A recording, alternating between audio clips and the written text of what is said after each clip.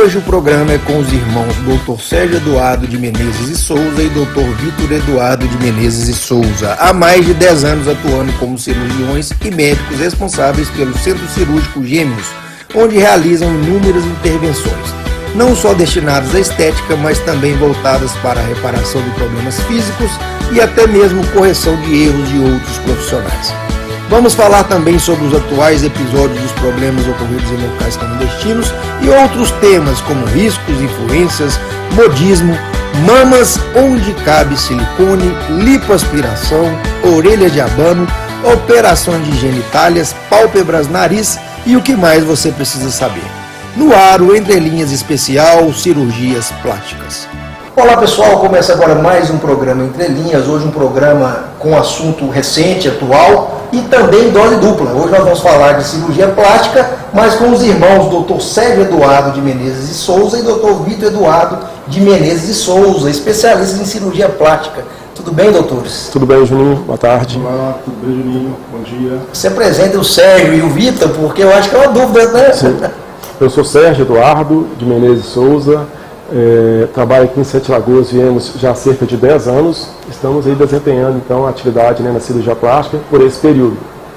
Ok, meu nome é Vitor, sou também cirurgião plástico, já tenho 10 anos aqui na cidade, trabalhando de acordo, em comum com o meu irmão, já há 10 anos na cidade, exercendo aí a cirurgia plástica. Vocês que na região são referências intervenções cirúrgicas e não cirúrgicas relacionadas à estética, reparações, assim vai. Muito novos, gêmeos, inclusive o nome da clínica, Gêmeos. Sim. Né? Uma coincidência, como foi? Pai médico, vem de família médica, os dois, né, como na mesma área, né? Sim.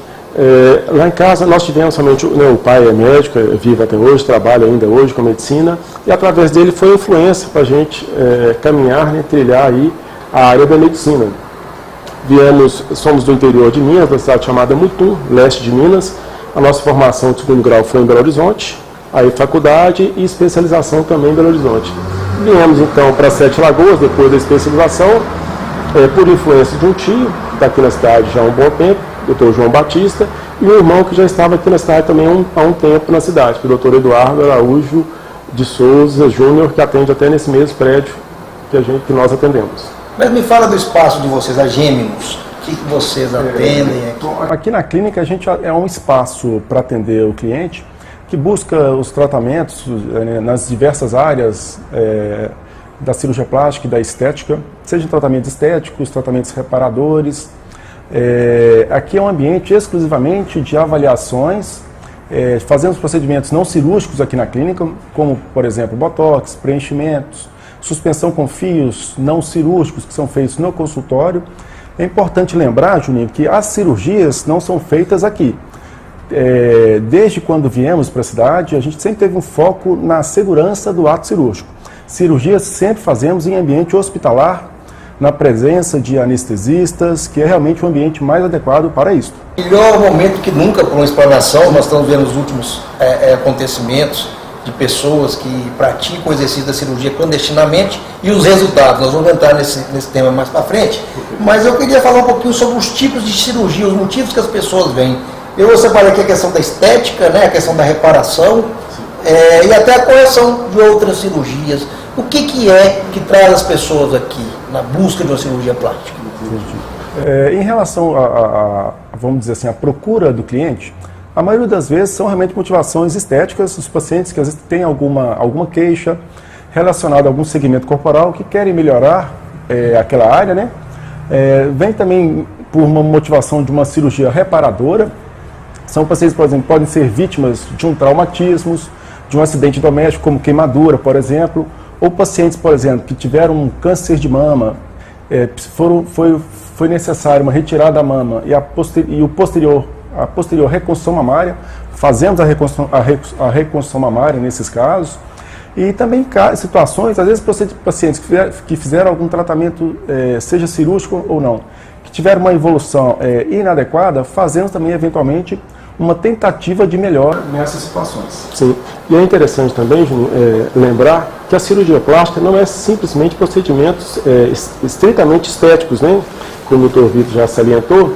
Uma outra área também que nos procura bastante são pacientes com câncer de pele, né? Quer dizer, é um problema, realmente uma epidemia mundial, que é interessante que a população se atente para essa questão. Uso de protetor solar, né? A proteção da pele e sempre procurar atendimento diante de algumas lesões suspeitas, porque os melhores casos para se tratar são quando os pacientes são diagnosticados no início, como qualquer tipo de câncer. Então é uma procura também muito frequente aqui no consultório. No caso da reparação decorrente de alguma outra doença ou de algum problema físico, talvez, sim, pode ser corrigido com a cirurgia plástica. Sim. Ele falou da queimadura. Queimadura, temos outros, assim, os traumas de mão, né? Pacientes, por exemplo, que têm lesões de tendão, pacientes que têm amputações de dedos, né? Então, realmente, a área ela é bem extensa. E a questão da idade? Tem uma idade mínima, uma idade máxima para uma intervenção plástica? Talvez no caso da reparação, não sei. Falo mais, talvez, na questão da estética. Bom, do ponto de vista de idade, assim, realmente bem variável se a gente fosse falar na abrangência do fator idade. Existem crianças, por exemplo, que procuram acompanhar dos seus pais, por exemplo, para fazer uma cirurgia de orelha em abano. A idade inicial seria, por exemplo, a partir dos 7, 8 anos de idade, onde a cartilagem da orelha já está devidamente formada. Passando por aí, por exemplo, situações, por exemplo, às vezes de um adulto jovem, às vezes uma mulher de 20 anos, 18 anos, com pouco volume mamário, que às vezes esteja insatisfeita e que queira, por exemplo, aumentar um pouco o volume mamário, ou a situação também contrária, às vezes a mulher que tem muito volume mamário, que gera, às vezes, um desconforto, né, uma insatisfação, às vezes, pessoal, pode ser feita também cirurgias de reduções mamárias, partindo também por aí para as mulheres e para os homens, numa faixa etária um pouco acima. É muito comum, por exemplo, na clínica, a gente receber mulheres a partir de 30 anos, faixa de 30 a 50 anos, pós-gravidez, já tiveram os filhos, e aí vem realmente para fazer uma intervenção para tentar melhorar realmente a autoestima. Elas já passaram por uma gravidez, a amamentação, frequentemente, que gera uma mudança corporal muito grande, e nesse ponto, realmente, a cirurgia plástica pode propiciar uma melhora corporal importante no sentido também de melhorar a autoestima daquele paciente. É importante citar que não apenas as mulheres, os homens também nos procuram para fazer a cirurgia, às vezes, de face, cirurgias palpebrais, cirurgias de calvície, que é muito interessante também, com resultados cada vez mais naturais. Então, é realmente uma abrangência muito grande de idade e de público que procura a cirurgia plástica. Eu imagino que a questão da cirurgia plástica tem uma relevância direta, uma ligação direta com a idade por questão da pele. A pele mais jovem tende a se restaurar de uma forma mais satisfatória. Então, eu imagino que quanto mais cedo, se possível, melhor. Realmente, a qualidade da pele é um fator importante, sim, do ponto de vista de qualidade de resultado. Não apenas o fator idade, mas a maneira como cada pessoa, cada paciente, cuida de fato da pele. E aí a importância de usar devidamente protetor solar, né? No sentido de você cuidar e fazer com que, em momentos mais avançados de idade, você ainda tenha uma qualidade de pele que seja satisfatória, até para eventualmente realizar uma intervenção cirúrgica com um resultado também satisfatório. Isso realmente é importante. Agora, em contrapartida também, talvez aquela pessoa tenha uma insatisfação ou estética, ou até por questão, ela falou da mama grande, questão até de desconforto, de peso, sim, e já tem uma idade avançada e fala, não vou, já estou velho para isso, não vai ter resultado. A pessoa às vezes já tem uma idade avançada, até na terceira idade.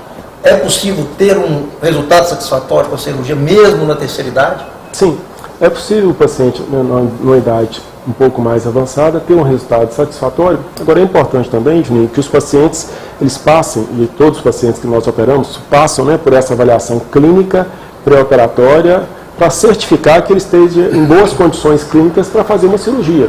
Né, fazendo a cirurgia também em ambiente seguro, que é o ambiente hospitalar, que é o que nós fazemos aqui na clínica. Bom, não tem como fugir desse assunto, que é essa questão aí desses procedimentos clandestinos. Está na mídia, um dos motivos até que nós estamos conversando, até para esclarecer a população sobre o risco desses estabelecimentos. A primeira coisa que eu queria saber é a repercussão aqui, num estabelecimento sério. Vocês sentiram a preocupação dos pacientes? Ou houve uma procura maior, inclusive com medo de procurar a clandestinidade? Como foi essa repercussão? É interessante, sim. A gente percebe que um aumento de procura, no sentido assim, de tentar fazer um procedimento com o maior nível de segurança possível, e também os pacientes realmente chegam com muitas dúvidas, às vezes até com muito medo, até intensificado pelas notícias dos últimos dias de situações realmente que não deveriam acontecer, né? Nesse sentido, é extremamente importante que o profissional ele informe muito bem o paciente e oriente sobre aquilo que poderia ser feito da melhor maneira e com maior nível de segurança. Eu acho que é importante que a pessoa, ao procurar um profissional, ela poderia partir de princípios básicos, como, por exemplo, saber a formação do profissional, se ele é realmente um especialista de determinada área, porque às vezes a pessoa, há uma propagação, uma divulgação de uma determinada especialidade, mas às vezes aquela pessoa não teve formação adequada para isso. Então, assim, hoje em dia há uma facilidade, do ponto de vista até da mídia eletrônica, digital, de você procurar e se informar se o profissional tem realmente uma especialidade ou não. O próprio Conselho Regional de Medicina, ele disponibiliza para o paciente essa facilidade. A Sociedade Brasileira de Cirurgia Plástica também, ela estabelece os profissionais que tiveram treinamento e são credenciados para exercer a cirurgia plástica. Disponibiliza um site, disponibiliza, disponibiliza esses sites, né? Então, assim, realmente ter informação para conseguir fazer um tratamento com a segurança que realmente precisamos. Então, muito cuidado com a questão só do preço. Sim, sim. Né? Porque acho que talvez seja o maior atrativo dessas pessoas. Quais são os procedimentos básicos na cirurgia plástica? Exames, local? Sim, exames pré-operatórios, né? Exames de sangue, faz uma avaliação geral do paciente. Tem cirurgias, por exemplo, específicas, tipo cirurgias de abdômen, além da avaliação geral, da questão física, né? Exame sanguíneo, parte cardiológica, respiratória, faça uma avaliação também da parede abdominal para ver se tem alguma hérnia ou não, principalmente para vocês vão fazer lipoaspiração, né? Então, para cada tipo de cirurgia, tem uma avaliação detalhada para averiguar como está a condição do paciente. Doutor Vitor falou um ponto muito importante, não lembro se foi ele ou foi você, mas a questão do anestesista, né, do local, de ter talvez uma equipe, ou não só o cirurgião, mas um suplemento médico no caso, justamente de um problema. A gente deixa isso muito até claro com os pacientes. O profissional, eu acho que ele, para poder exercer um trabalho de maneira adequada e se sentir seguro, ele tem que estar amparado por uma estrutura também adequada e por profissionais que proporcionem esse ambiente de segurança. Então, no caso da cirurgia plástica, propriamente, a gente realmente tem uma equipe de anestesia que nos acompanha nesses 10 anos, operamos em ambiente adequado e fazemos realmente as nossas cirurgias com um nível de segurança muito grande. Assim, é importante que tenha essa noção, porque a partir disso também, até aquele detalhe de precificação ou de previsão de custo de um tratamento, está envolvido também esse tipo de cuidado. Se eu fizesse, por exemplo, todos os procedimentos sozinho, num ambiente improvisado, com certeza o custo de um determinado tratamento seria muito menor, mas com nível de segurança também muito inferior. Eu acho que esse tipo de situação não vale a pena. A gente tem que procurar cada vez mais melhorar treinamento e participar de um ato cirúrgico com profissionais que possam aumentar o nível de segurança. E a equipe de anestesia é um fator importante, a equipe de cardiologia que faz uma avaliação pré-operatória, um risco cirúrgico, tudo isso no sentido de aumentar a segurança do ato cirúrgico. Determinadas coisas que tem que ter e tomara que não use. Sim. Né? O senhor ia falar? Sim, quer dizer, os pacientes, antes deles fazerem a cirurgia, eles fazem essa avaliação pré-operatória antes, que inclui avaliação pré-anestésica, para certificar que o paciente esteja na condição clínica saudável para fazer a cirurgia proposta. Então esses são detalhes que devem, ou pelo menos deveriam ser, cruciais para qualquer cirurgia. Sim, bom, nós fechamos na primeira parte da nossa conversa e daqui a pouco nós vamos voltar com alguns procedimentos específicos. Não sai daí.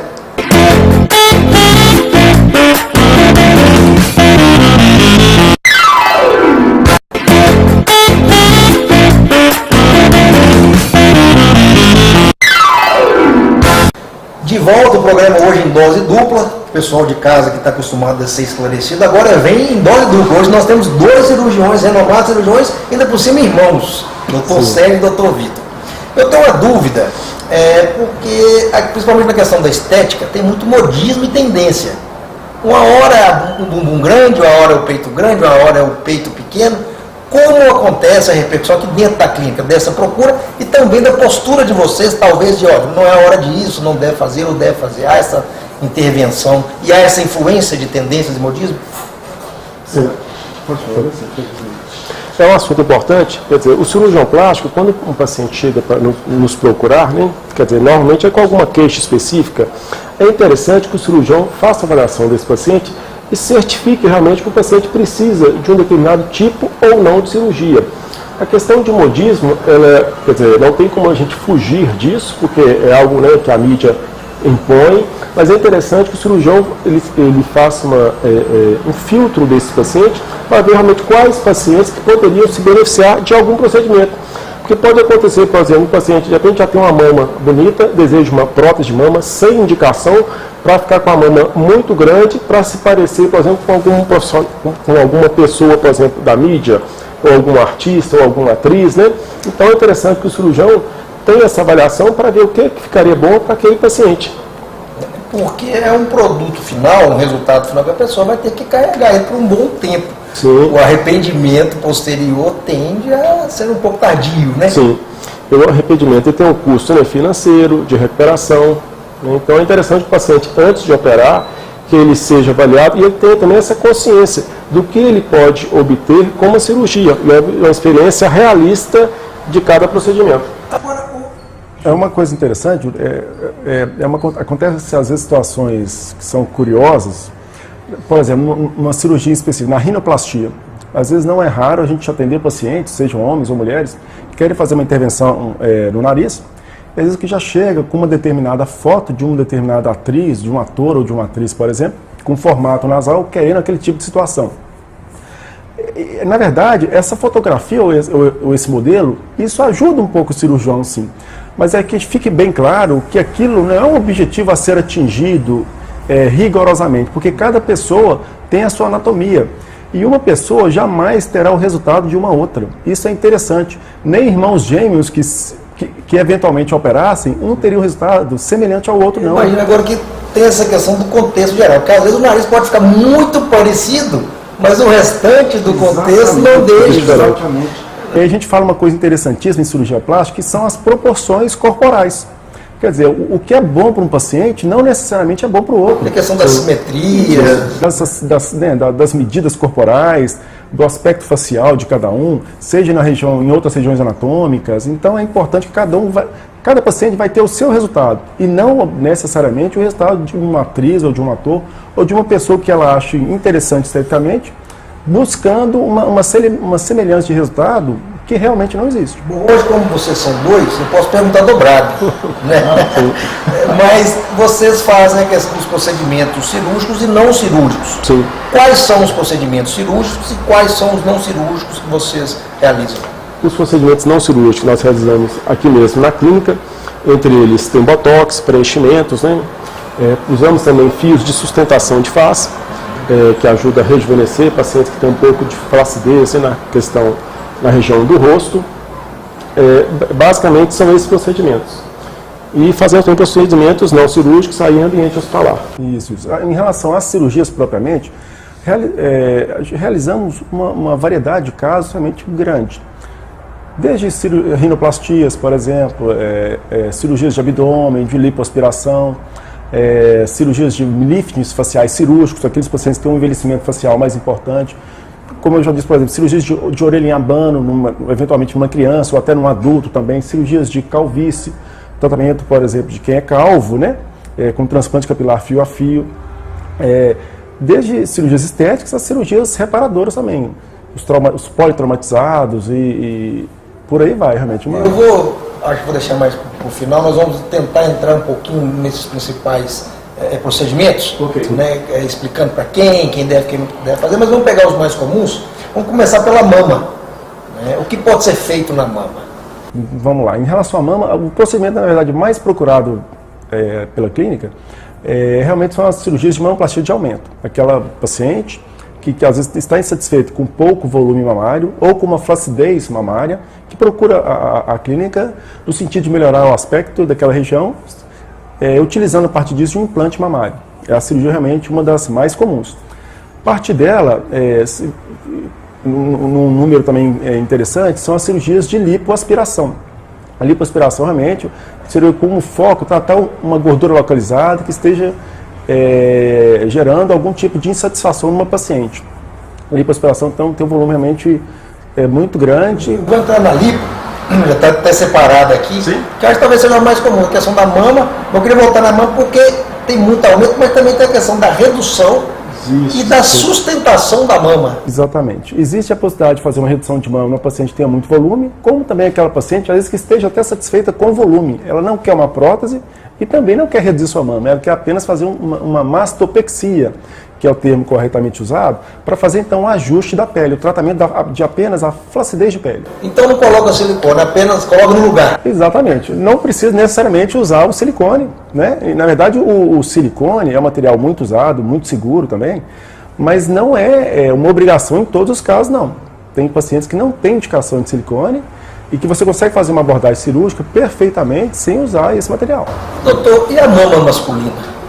Também é uma queixa que aparece aqui no consultório, né? Pacientes, né, jovens ou pacientes em fase mais madura, com queixa de aumento mamário. E pode ser feito esse procedimento de redução do volume mamário através, né, de um tratamento cirúrgico. É comum também o homem ter uma queixa mamária, são aqueles pacientes ex-obesos, que é um público que tem até aumentado, né, aqui no consultório, a gente observa a frequência. Os pacientes, por exemplo, que eram obesos, fazem cirurgia bariátrica, perdem bastante peso, e o homem lhe dá uma flacidez mamária muito grande, que é algo que incomoda bastante esse público masculino. E aí é feita também a cirurgia de redução desse volume mamário, com técnicas cirúrgicas apropriadas, que dá um resultado muito bom. Agora que você falou silicone, onde cabe silicone? Na verdade, o silicone ele é usado em diversos segmentos corporais, seja na mama, na panturrilha, para dar volume de panturrilha, às vezes volume de coxa. Existe também os silicones para implantes faciais, então realmente com uma variabilidade, né, muito grande. Você está falando isso porque todo mundo pensa muito na mama e no glúteo. Sim, no glúteo, exatamente, esqueci de no glúteo. Mas eu não sabia, panturrilha, porque às vezes a pessoa tem uma insatisfação com determinada parte do corpo e não sabe que pode ser feito um preenchimento. É um outro detalhe também interessante, a gente vai conversando, a gente vai lembrando, né? Tem homens ou mulheres, às vezes homens, que têm uma deficiência peitoral, de estrutura peitoral, de musculatura peitoral, isso geneticamente. Então eles têm uma atrofia de região peitoral. Existem próteses peitorais masculinas para essas situações, para aquele paciente, então, aí seria uma cirurgia, Juninho, reparadora. Então o paciente tem uma assimetria de tórax por uma deficiência em músculo peitoral. Tem aquele chamado peito de pombo, inclui isso? Exatamente, são situações de avanço ou de retração torácica. Pode ser corrigido? Podem ser corrigidas com determinados procedimentos, utilizando ou não um implante de silicone. Existem também aquelas situações, às vezes, de homens que querem ter o tórax, às vezes, mais definido, com implantes de peitoral exclusivamente estético. É uma situação um pouco menos frequente, mas que acontece também. E existe a possibilidade. Se fala muito, nós vamos falar daqui a pouco da lipoaspiração, e o complemento, então, até para sair definido. Exatamente. Seria uma indicação para um público masculino. Agora, uma informação de segurança pública, a questão da troca da prótese. Tem vencimento? É necessário trocar? Tem risco de saúde não trocar? Afinal de contas, é um objeto estranho. Exato. Está dentro do organismo. O implante de silicone é um material extremamente seguro, já usado há muito tempo na medicina. Os materiais, os fabricantes atuais, realmente, os materiais são muito bons, realmente, com um nível de confiabilidade muito grande. Em algum momento, pode sim que seja necessário fazer uma revisão, uma troca daquele material. Não há, a princípio, uma indicação quanto ao número ou ao período que se poderia ficar com esse material para esses fabricantes que são mais conhecidos ou que têm mais experiência. A qualidade do produto é fundamental também. Então, por exemplo, o paciente pode fazer uma prótese de silicone e usar, por exemplo, ficar com esse implante 10, 15, 20 anos? Pode. Não há essa necessidade atual de troca a cada 10 anos. Um critério de troca que é interessante, a gente fala isso para os pacientes durante a avaliação, a consulta, é que um sinal de troca seria a presença de um desgaste do material, que a gente pode perceber durante o exame físico da mama, por exemplo, seria um endurecimento da mama, ou um desgaste que pode ser percebido também por exames de imagem, como ultrassom de mama, mamografia, ressonância magnética da mama. Aí, então, nessa circunstância, seria uma indicação de troca. Seria como qualquer produto, se bem cuidado, a durabilidade é maior. Se com revisão, tende a não ter reparos. Sim. Agora, eu não posso fechar esse bloco sem falar da lipoaspiração. Sim. O que é a lipoaspiração, para quem é indicado e como funciona o procedimento? Sim, a lipoaspiração é a aspiração através de cânulas, né, finas de vários calibres, que se usa para tratar áreas que têm gordura localizada. Agora, informação importante, lipoaspiração não é método de emagrecimento. Isso é importante, quer dizer, é para tratar aqueles pacientes que já têm uma forma corporal já agradável, mas tem alguns excessos, pequenos excessos que não melhoram com a academia, com a atividade física, e aí sim faz a lipoaspiração para melhorar essas áreas, né? É um procedimento muitíssimo seguro. É interessante a gente ver aí no consultório os pacientes que chegam, por exemplo, com queixa no abdômen. E a maioria dos casos que nós fazemos as plásticas de abdômen, nós fazemos com lipoaspiração. Mesmo que tem que fazer retirada de pele, que é a abdominoplastia, por quê?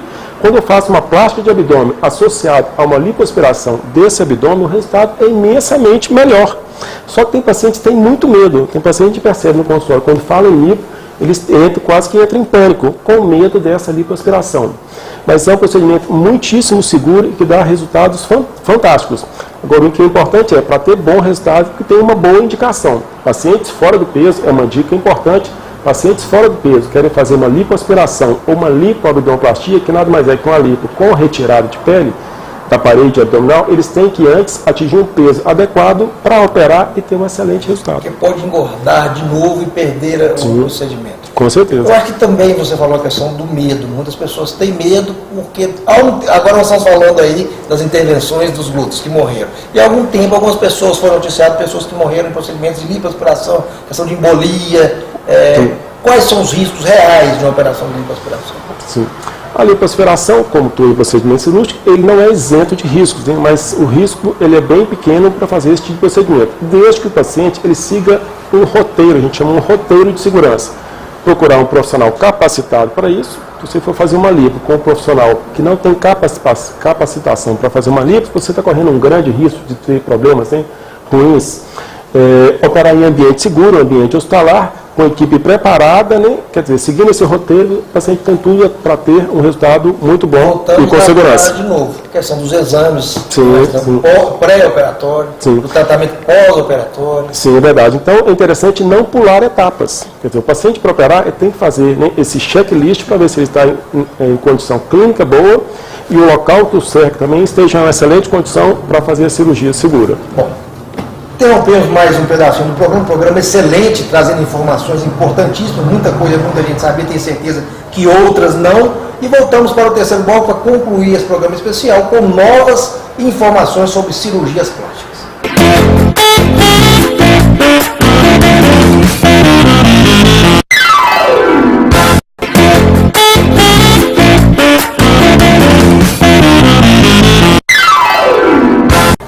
Doutores, estou muito feliz porque eu estou vendo que nem tudo está perdido, tem jeito para tudo. Hoje a questão, principalmente de estética, é opção, só é feio quem quer, ou insatisfeito, porque não é questão, beleza e gosto não se discute. Né? Acho que talvez seja da cirurgia plástica, essa voltada para a estética, não é beleza, é o bem-estar, né? Sim. Autoestima. Sim, é verdade. A gente percebe isso realmente muito claramente no consultório. Às vezes o paciente chega com uma determinada queixa, insatisfeito, desmotivado, frequentemente relatando, às vezes, uma queda, às vezes, no relacionamento familiar, ou pessoal, ou às vezes até profissional. Vem, às vezes, com uma indicação boa, o paciente segue uma orientação adequadamente, ou eventualmente opera, e a gente vê realmente essa mudança de postura, né, essa melhora de autoestima, e aquilo ela leva para a vida dela, na vida pessoal, profissional, relacionamento familiar. Então a gente percebe isso na clínica muito claramente. Agora, falando de gosto, e de gosto não se discute, imagino que também tenha muitos maus gostos, pessoas que procuram para fazer determinadas intervenções que beiram muito ao artificial ou ao exagero. Sim, isso é verdade. Como vocês procedem em determinadas situações? Nessas situações, cabe ao cirurgião, né, fazer uma avaliação detalhada do paciente e orientá-lo realmente de qual procedimento que ele iria se beneficiar. Porque uma cirurgia também mal indicada pode prejudicar muito o resultado do paciente. Então é interessante fazer esse filtro e avaliar o paciente e quais realmente têm indicação para operar. E nos casos que não tiver indicação, isso é importante. Quer dizer, nós não estamos aqui só para indicar cirurgia. É interessante que o cirurgião plástico também, ele contraindica a cirurgia se o paciente não tiver o perfil, né, quer dizer, aquela condição clínica para operar. Já houve casos de desconvencer o paciente? Eu já tive um caso interessante que o paciente veio para operar, só que para fazer uma plástica de abdômen, paciente de uns 50 e poucos anos, só que ela não estava na condição física que ela poderia se beneficiar da cirurgia. Então, é interessante que o paciente, ele estava com peso aumentado para a cirurgia, orientei a emagrecer, mas a gente percebe que o paciente parece que tem uma decepção quando a gente nega fazer num peso inadequado, porque ele achava que a cirurgia ia fazer como se fosse uma mágica naquele corpo dele, e não é assim que funciona. O paciente, então, para ter um bom resultado, tem que estar na condição física boa para operar. Já aconteceu, são situações que acontecem de fato no consultório. Eu me lembro de uma situação de uma paciente, um adulto jovem, né, em torno de uns 25 anos, queria fazer uma intervenção na mama. Ela estava realmente com uma mama de volume normal, uma pequena flacidez, dentro de um padrão de normalidade, e ela querendo uma intervenção na mama. E eu examinei, né, orientei e expliquei a ela que não tinha uma indicação clara de fazer um procedimento na mama, porque eu achava que a troca não valeria a pena. Isso é uma coisa interessante que se esclareça. Quando a gente faz uma intervenção cirúrgica, Julinho, vai ter sempre uma cicatriz. Eu digo que a cirurgia plástica é uma troca. São intervenções que geram cicatrizes, sim, na maioria das vezes muito boas, muito discretas, mas que elas não somem totalmente. Então eu expliquei a essa paciente que não valeria a pena fazer uma cicatriz na mama dela, porque eu acho que não conseguiria um resultado melhor do que a forma que ela já apresentava. Depois de muito conversar, ela realmente compreendeu e acho que aceitou que realmente foi melhor não operá-la. Entendi.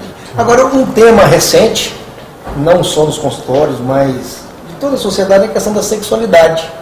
Hoje se não tem mais tanto tabu como antigamente, e também toda a cirurgia plástica, a questão das operações de genitálias. Vocês procedem a essas operações e quais são as possibilidades? Sim, nós fazemos algumas cirurgias nessa área. A cirurgia que a gente faz para a mulher, quando ela tem uma queixa, né, na região da vulva, consegue fazer cirurgias nessas áreas para deixar um aspecto melhor. Tem cirurgias ainda mais complexas, um pouco na cirurgia plástica, né, por exemplo, que é mudanças de sexo e tal, que aí são feitos com profissionais com treinamento específico nessa área. São cirurgias mais complexas, mas existe, né, para o público que quiser procurando esse tipo de intervenção. O feminino busca por estética? Qual é a procura na cirurgia plástica dessas que vocês procedem, na genitália feminina? Qual é a motivação? Isso. Existem algumas situações, por exemplo, até o próprio acúmulo de gordura. Isso é comum. Vocês têm um excesso de gordura na região pubiana, na região perivaginal, por exemplo. Ou existem pacientes que emagreceram tanto, às vezes fizeram uma cirurgia, por exemplo, uma cirurgia bariátrica para emagrecimento, perderam, por exemplo, 50, 60 quilos, que às vezes tem o contrário, uma atrofia de gordura naquela região pubiana ou perivaginal. E aí, nesses casos, a gente faz um lipoenxerto, um enxerto de gordura para essas áreas. Né? Então, são alguns dos procedimentos que fazemos na região genital, né, com resultados interessantes. Masculina tem alguma? O masculino da mesma maneira. O homem também ele pode acumular gordura na região pubiana, na região perigenital, que pode ser feita sim uma lipoaspiração nessas áreas, no sentido de melhorar o aspecto estético daquela região propriamente. Então, às vezes a pessoa não sabia. Pode mexer. Exatamente. Para dar uma aparência melhor. Exatamente, é possível sim. Realmente a aplicação é muito interessante. Transplante capilar. Como anda hoje, quem procura, imagino que mulheres também podem ter acesso. Só fica muito ligado a porque o homem perde mais cabelo. Mas a mulher também pode recorrer, né? Sim. É uma cirurgia interessante, que tem tido um avanço ano a ano, e aí ela tem deixado um resultado bem natural. Porque nas cirurgias, né, há muito tempo atrás, quando começou a fazer cirurgia de transplante capilar, se faziam implantes com tufos de cabelo que deixavam um aspecto artificial, dando aquele aspecto de cabelo de boneca. De um tempo para cá, a cirurgia começou a ser feita fio a fio, isso faz com que o resultado fique muito natural. E lembrando, cirurgias realmente de transplante capilar é indicado não só para homens, mulheres também têm rarefação capilar, né? Tem mulheres que têm a linha anterior mais alongada, pode ser feito um encurtamento, seria encurtar a testa, né? Fazendo um implante no nível mais baixo. Então é uma cirurgia muito interessante. Pode ser feito também um implante capilar para a barba. Pacientes, por exemplo, que tem falha na barba, pode ser feito para a barba, pode ser feito pacientes oriundos de traumas, por exemplo, de queimadura ou de acidentes que perderam, por exemplo, supercílio, que perderam cílios. Todas essas áreas que têm pelo podem ser beneficiadas pelo implante capilar. Não é só na cabeça. Não, só na cabeça. Agora, a pessoa quando ela é muito calva, tem alguns calvos que chegam a brilhar, né? Sim. Muito avançado. Ainda há possibilidade de ser feito ou existe algum avanço que não tem mais jeito de fazer o implante? É interessante, o paciente para fazer a cirurgia do implante capilar, ele tem que ter uma área doadora para fornecer esses cabelos que vão ser fragmentados até chegar fio a fio para o cirurgião fazer o implante na área que precisa. O paciente que tem uma calvície avançada, o detalhe é que ele pode precisar de mais de uma sessão para preencher essa área que está calva. Então, se a gente fosse dar uma dica para um paciente que tem uma tendência de calvície na família, o ideal seria que ele operasse a cirurgia numa fase inicial. Então, ele vai fazer a cirurgia, ele vai preencher as áreas que estão com o início, né, por exemplo, de calvície, algumas entradas ou a colorou, vai ter um resultado interessante, ficando um resultado mais natural. Eu ouvi uma luz, na verdade um poste no fim do túnel. O importante não é o tamanho da careca, que tenha alguma fonte de reparação. Se sobrou algum cabelinho, ainda dá. Exato. É isso? E isso, tem que ter uma área doadora para colhermos esse cabelinho e preencher onde precisa. A preocupação não é o tamanho da careca, que sobrou. Se tem um restinho ainda é possível, vai gastar mais sessões, mais trabalho, mas então... É possível amenizar uma calvície. Né? Mas tem muita gente feliz. Agora, algumas coisas que eu andei pesquisando até no portfólio de vocês, é a bichectomia, questão da bochecha. Sim, sim. É uma das opções de tratamento cirúrgico que existe. Se enquadraria naquele tratamento do paciente que tem a gente chama de face quadrada. O paciente, então, o que acontece? Esses pacientes têm um pouco mais de gordura na região da bola de Bichat e o tratamento oferecido é no sentido de reduzir parcialmente essa gordura. É importante ressaltar que essa gordura facial ela é importante, na verdade, na simetria facial. Você não deve fazer um tratamento agressivo ou de reduzir exageradamente essa gordura, porque no envelhecimento nós vamos ter gordura, atrofia de gordura, então nós vamos precisar dessa gordura futuramente. Agora, uma ressecção parcial no paciente que tem a face quadrada é uma maneira, sim, de amenizar e gerar uma proporção facial mais interessante. Uma outra associação que acontece também nesses casos é o tratamento da musculatura que chama masseter. Para poder também, a gente consegue, aí utilizando, por exemplo, do Botox, eu consigo gerar um enfraquecimento e um relaxamento dessa musculatura, favorecendo também na harmonia facial desse paciente. Então, o tratamento da bichectomia e, eventualmente, o tratamento com Botox no músculo masseter é uma opção para o tratamento da face, que a gente denomina face larga, com resultados interessantes. Dá uma afinadinha. Dá uma afinada, um estreitamento, sim, facial. Largo, exatamente. Com muito cuidado, sem exageros. Mesmo que seja o caso da cicatriz interna. Exatamente. O acesso para a bichectomia internamente, na cavidade oral, sem cicatriz aparentes. Vai ter uma cicatriz intraoral apenas. Agora, eu gostaria de falar também sobre os preenchimentos. Fala-se muito sobre preenchimento labial, né, olheiras, onde mais? Os preenchedores, quer dizer, dentro do arsenal que nós temos, para tentar rejuvenescer a face, eles têm uma aplicação muito boa e nós temos uma infinidade de preenchedores, desde gordura, né, que é material nosso mesmo, que pode ser usado, né, quem vai fazer uma lipoaspiração, aquela gordura coletada pode ser usada para preencher, por exemplo, região do mento, se tiver com deficiência, as regiões, né, malares, se necessário, região próxima aos olhos, né, pode ser feito um preenchimento com cuidado, com muito critério, e além dos preenchedores que são feitos em consultório.